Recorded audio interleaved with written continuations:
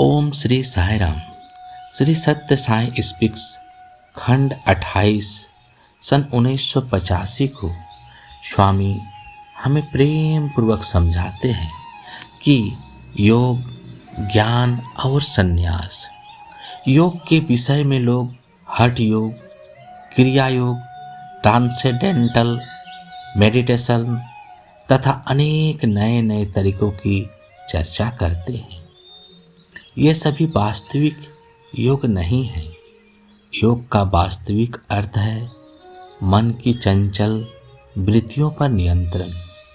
सच्चा योग इंद्रियों पर संयम है। प्रशंसा और निंदा, सुख और दुख, इन दोनों को समभाव से स्वीकार करना ही योग है।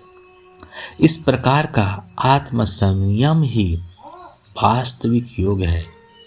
स्वामी कहते हैं, ज्ञान क्या है? अद्वैत दर्शनम ज्ञानम, अर्थात बिना दूसरे के एक को देखना ही परम ज्ञान है। सभी प्राणियों में एक ही आत्मा का वास है।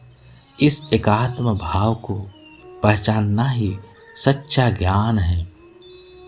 सच्चा संन्यास वेश बदलने में नहीं, बल्कि स्वभाव और गुणों के परिवर्तन में है। वस्त्र नहीं, मन को बदलना आवश्यक है। सच्चा सन्यासी वही है जिसने अपनी सभी इंद्रियों पर विजय प्राप्त कर ली हो और सभी इच्छाओं का त्याग कर दिया हो। आज के समय में कई सन्यासियों के भीतर गृहस्थियों से भी अधिक इच्छाएं दिखाई देती है।